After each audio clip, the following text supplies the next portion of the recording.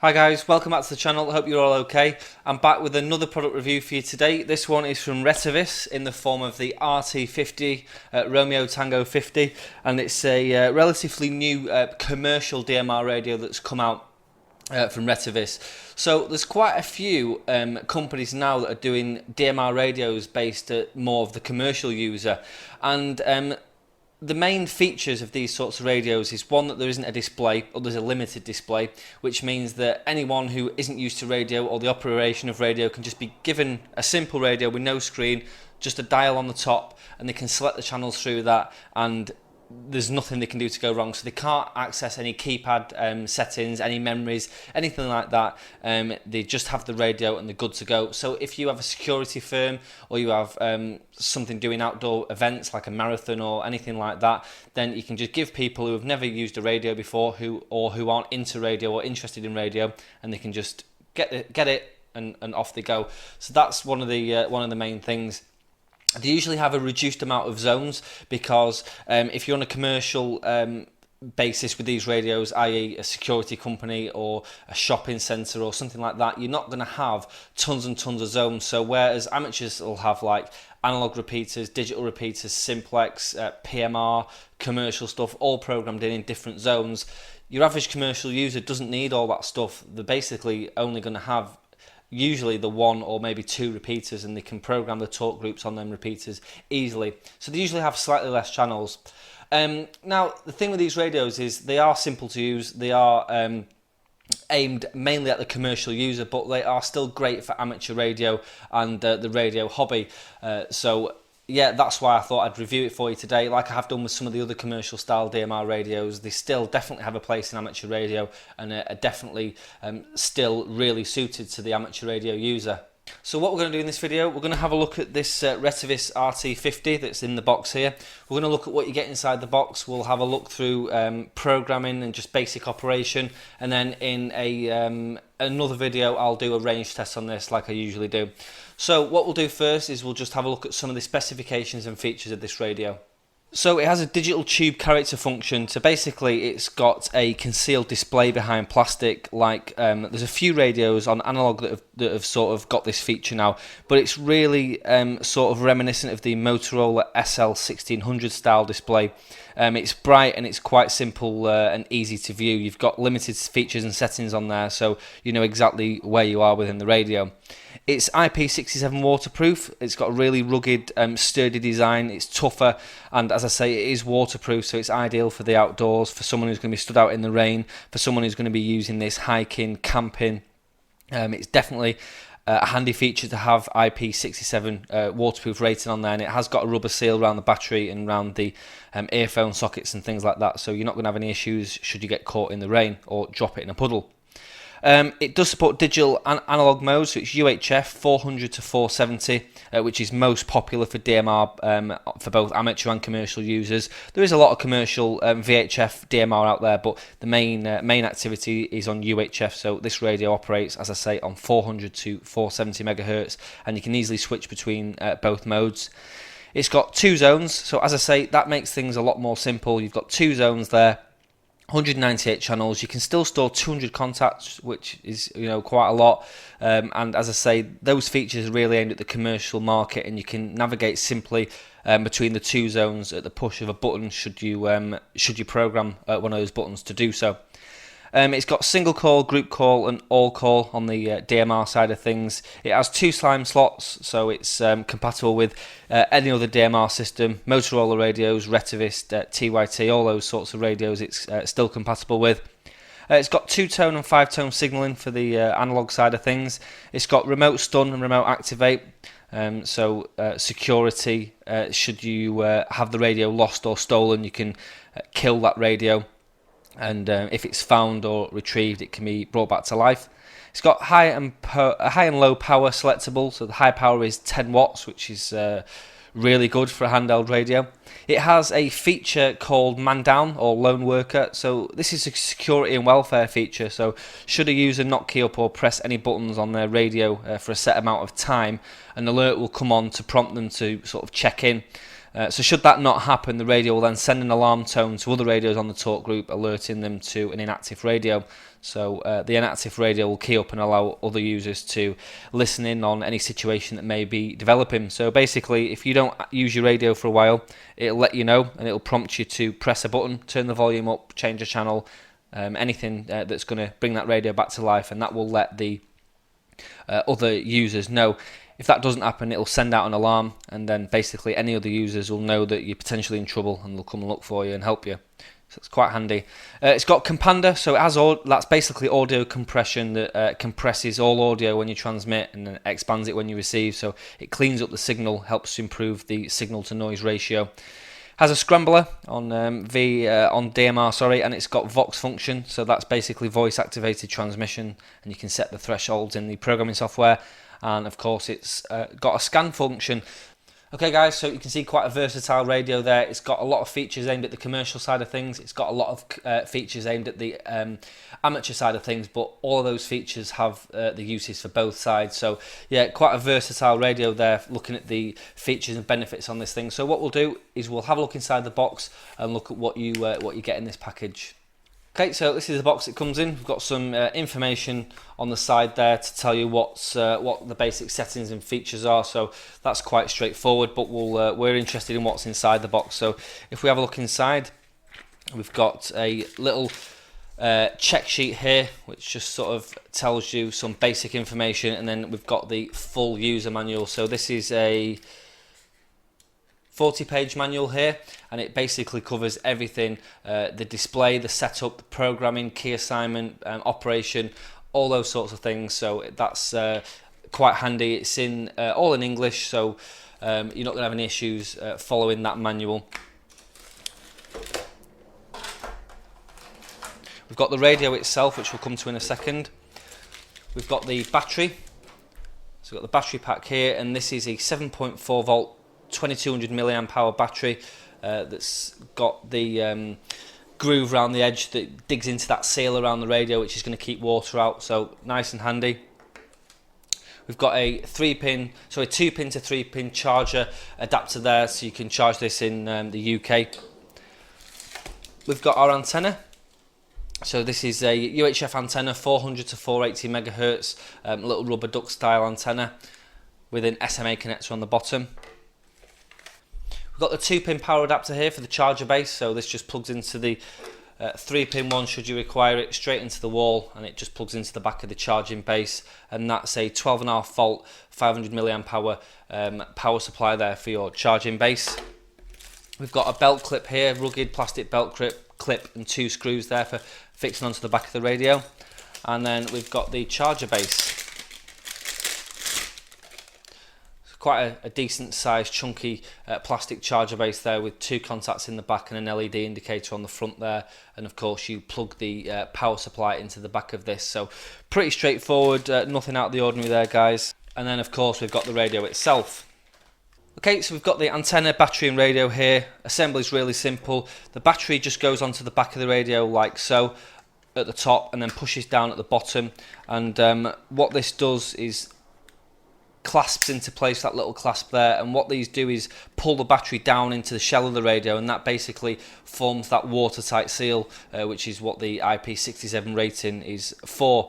And then the antenna just screws onto the SMA connector like so. Really straightforward. So if we have a look at the radio itself, we've got 2 programmable buttons on the side there, which you can assign in the programming software. We've got our PTT on the side there for push to talk, that's for transmitting. On this side we've got basically a screw-on cap with a rubber seal around it, which protects the speaker mic and programming port on the side, and that just goes back on like so and screws into place. We've got a little label on the side there which you can write the owner on, or the radio's number. On the back we've got the opening for the battery and the battery contacts. We've got 2 screw threaded holes there for the belt clip, and on the top we've got a hole for a wrist strap or a lanyard.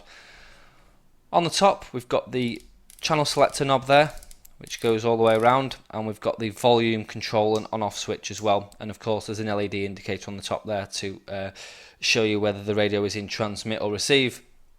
Antenna just screwed into the top like so, and Of course, it's an SMA connector, so you can remove this and upgrade to an external antenna should you need to, no problems at all. And then on the front of the radio, we've got the speaker, and at the bottom we've got a microphone hole. And if we switch the radio on, hold on, what? You can see the bright display there. So you can see we're on DMR, and we've got this set to channel 1. So what we'll do before we go any further, we'll have a look at the programming on this radio. I'll show you how to set it up, and then the basic operation will then become a lot clearer. Okay guys, so if you go to the Retevis website, to the resources page, you can get the programming software and firmware updates for this radio, like with all the other Retevis range of radios. And I've downloaded the programming software here and installed it, and sort of got started on a code plug. So like with the other DMR radios I'm not going to do a full video on like programming in detail and show you how to program this radio. I'm just going to look through the software with you. Like I say, DMR programming can be quite complicated, but once you get the hang of it, it's pretty simple to do. So this is the programming software. Along the top we've got some settings here, so you can open and save and exit as usual. We've got device here for read and write, and you can select your serial port number here. So when you plug your programming cable in, you need to make sure you're on the right port, otherwise the radio won't read or write. We've got language settings here, so English, simplified Chinese and traditional Chinese, and then we've got a about, which just gives you the software version. So down the side, very similar to any other DMR programming software, we've got our basic settings. So we've got basic information here, which there isn't anything put in because I haven't updated the firmware or anything in this. It's a brand new radio, but we don't need to worry about that. If we look at settings, you can see I've put my call sign in the top. We've got my DMR mark ID there. You can select a password to read or write the radio, so that just makes it a little bit more secure should the radio get lost or stolen. We can select our language, so English, Chinese are off, so it'll tell you what channel you're on, and there's a battery readout on this radio which will happen in Chinese or English. We've got our squelch level. We've got various other settings in here. Like I say, I'm not going to go through tons of it, but it's quite straightforward and quite similar to other DMR programming softwares that are out there. We can select the backlight to be on all the time, or you can select a number of minutes or seconds. So that's 20 seconds down to 1 second, so that just helps save the battery. We've got microphone settings here, so we've got a Vox delay time there and other bits and pieces. If we look at the key settings, so on the side of the radio there's there's 2 programmable keys, and they are actioned with a short press or a long press. So you can select your long press for programmable key 1 and the short press for that key, and then the same for programmable key 2. So you can see I've got mine there. Key 1 on a long press is analog monitor. P1 on a short press, you can change between the zones. And then P2 on a long press is scan, and P2 on a short press is power prompt, so that'll tell you where the battery's at. But you can see there's plenty of settings that you can change these to. You can select high and low power, scan, repeater or talk around. You can switch between your zones. You can access your 1 keys there for 1 key contact dialing. And we've got Vox, all sorts of stuff. So pretty straightforward, and it just makes those buttons a little bit more versatile. And of course you can select how many seconds is deemed a long press, so I've got mine just set to 2 there. We've got 1 key call here, so you can just call a talk group or a user, and you can program those 1 key settings in here. So if let's say we have my best friend as on 1 key 1, we can just press the programmable key number 1 once on a long press for 2 seconds, and that'll send a direct call over to the person that's in 1 key 2. So even though the settings and features are limited on this radio due to the lack of display and low amount of zones, they've still got some of those features in there, which is nice that they've been retained. We've got zone settings. So as I say, there is zone 1 and zone 2. So in zone 1 you can program your frequencies in like so, and I've just programmed 1 in, which is my local DMR repeater, as a digital channel of course, and I've basically got that set as my first channel. It's the Echo Test. So what I've done is I've put the frequency for receiving, transmitting, made sure we're on digital. Transmit power is set to high. There's no need to put a channel alias in because it doesn't show on the display, it just shows as a number. And then if we click on more, you can edit those settings in more fine detail. So you can put in your color code, you can put in your work mode, slot, you can add it to a scan list, and you can just go into a lot more detail. You can put your contact in. So the Echo Test is talk group 9990, so that's the contact that I've got set in. So basically I'm going to key up on that repeater, but talk group 9990, which is Echo Test. So really straightforward. I think this is sort of the DMR programming software that I prefer. It's a lot more simple, there's a lot less to tie in. So all you need to tie into that really is a contact, and as you can see my digital contact here, I've got talk group 9990 in with the ID of 9990, and that is my Echo Test. So just going back to zone, if we want to input an analog frequency, so we'll do a repeater, we can put the receive frequency, which is the output. So in my case it's 433,350, transmit frequency there 434,950. The channel type is analog, so you can see then we can put a decode CTCSS or DCS tone in, and we can put an encode CTCSS or DCS tone in. So we don't want to decode one, but we want to encode, so we want to send a signal of 82.5 to that repeater, and that will open it up. Transmit power will leave to high, the bandwidth will just set down to narrow. We don't need to name it, and if we just click on more, you can see the DMR things are changed. The Dmr options are actually changed, so we've actually got analog settings here now. So we can still add it to a scan list, but you can see there's no talk group or color code options. We can put the scramble on or the compander on, so scramble will send a scrambled signal, of course, but we don't want to do that over a repeater. And we can put compander on, which basically cleans up the signal a little bit, but we don't need to do that. And of course, because we haven't got a scrambler set, the scrambler number there doesn't matter. So as you can see, we've still got the receive frequency in there. So receive settings, that's the repeater's output. We don't need a DCS or CTCSS code. We don't need a 2 or a 5 tone signal on there, so we don't need to select a signal group. And then for transmit settings, we've got the repeater's input there of 434,950. We've got an encoded tone of 82.5, which is what we need to open the box, and then all these other features we don't need to touch. You can change timeout timer if you want. We'll just put that up to 2,400 seconds. We're never going to be talking for that long, I don't think. And then we just click OK, and as you can see, we've got everything we need there for an analog repeater programmed in. For simplex, so 70 centimeters calling, we'll just leave the transmit and receive frequency the same. We don't need a CTCSS code on. Put the bandwidth down to narrow, and as you can see, everything's all set up here, ready to go. So that's the basics of programming. The DMR side of things, like I say, is very simple because all you need to do is tie in a contact. You can add it to the scan list or remove it from the scan list like so. So we've got a scan list here which is empty because I haven't put anything in it yet. We've got our receive group lists. Because there's no display, I didn't really actually use this, but you can add, so for example, if you have 16 talk groups for repeater, you can add them into a list there, and you can just name that GB7MR, for example. That's the name of my local repeater, and that's a better way of sort of keeping your channels together. But again, it doesn't really matter on this sort of radio. All we're bothered about is getting the frequency right and the talk group and color code and slot right. DMR service here, we can set the encryption, which we don't need to do, but you've got encryption, 10 different types there, and of course we've got our 2 and 5 tone call settings there, which again we don't need to look into too much detail. So that's quite straightforward, guys. As I say, a lot simple. Just having the 2 zones just makes things a lot easier, and yeah, I'm sure you'll agree that's quite a simple bit of programming software. Once you've done everything, got everything set up, all you need to do is click on device and write everything to the radio, and that'll write all the settings you've put straight to the radio through your programming cable. Once you've done, you can unplug the radio and you're ready to go.